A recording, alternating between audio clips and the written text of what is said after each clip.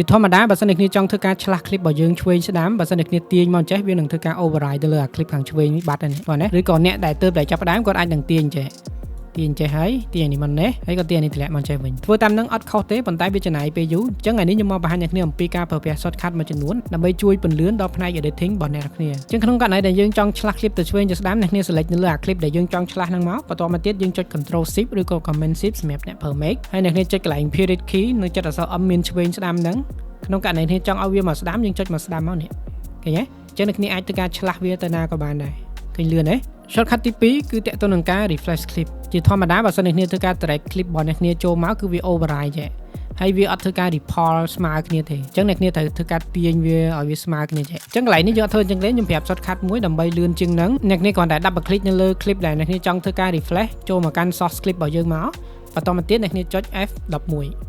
ចឹងវានឹងធ្វើការ refresh ចូលមកនេះហើយវានឹងធ្វើការ fit ជាមួយនឹង duration clip របស់យើងឲ្យវានៅស្មើដូចដើមឃើញទេនេះចឹងអ្នកគ្នាអាច play មកនេះ shortcut ទី3គឺតាក់ទងនឹងការ insert clip ក្នុងករណីដែលខ្ញុំចង់ insert clip ចូលចន្លោះកណ្ដាលចេះនៅពេលអ្នកគ្នា drag clip របស់យើងចូលមកគឺវា override ចេះតោះនេះវាអត់ insert ចូលចន្លោះកណ្ដាលហើយញែកអាគៀនចេញទេអញ្ចឹងកន្លែងនេះយើងនឹងប្រើ shortcut F9 ដែលមានឈ្មោះថា insert clip អ្នកគ្នាគ្រាន់តែដាក់ playhead ឲ្យចំចន្លោះកណ្ដាលហ្នឹងមកបន្តមកទៀតយើងចុច F9 អញ្ចឹង clip ហ្នឹងគឺវាចូលមកប៉ុន្តែអ្វីដែលយើងឃើញគឺវាដាច់ជាមួយនឹង music background របស់យើងអញ្ចឹងកន្លែងនេះយើង control Z ទៅវិញអ្នកគ្នាធ្វើការ lock ជាមួយនឹង music background របស់យើងសិនមកបន្តមកទៀតអ្នកគ្នាចុច F9 ម្ដងទៀតមកនេះឃើញទេអញ្ចឹង shortcut បន្ទាប់ទៀតគឺ trim នេះមានន័យថាអ្នកគ្នាអាចធ្វើការទាញអាប្លង់ដែលអ្នកគ្នាកាត់ចោលឲ្យត្រឡប់មកវិញដោយអ្នកគ្នាគ្រាន់តែចុចកន្លែង tool trim នេះមកអញ្ចឹងបើអ្នកគ្នាប្រើ trim ធម្មតាយើងអាចធ្វើការ manual ដៃរបស់យើងចេះអាចទាញប្លង់ដែលយើងកាត់ត្រឡប់មកវិញតោះណា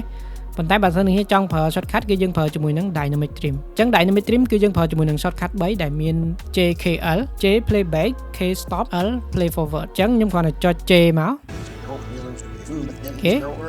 ចុច K យើង stop មកអញ្ចឹងយើងអាច preview មើលអាប្លង់ start point ហើយនិង end point របស់យើងបានអញ្ចឹងខ្ញុំចុច L ទៅវិញអញ្ចឹងនេះគ្រាន់តែចុច JKL មកអ្នកគ្នាអាចរកមើលប្លង់ដែលគ្នាចង់បានហើយអូខេអញ្ចឹងខ្ញុំបង្ហាញខ្លីៗប៉ុណ្ណឹងតាក់ទងនឹងការប្រើប្រាស់ជាមួយនឹង shortcut ដើម្បីជួយពន្លឿនដល់ការងាររបស់អ្នកនរគ្នាយើងនៅមាន shortcut ជាច្រើនទៀតដែលយើងនឹងត្រូវស្វែងយល់អញ្ចឹងយើងជួបគ្នានៅវីដេអូក្រោយ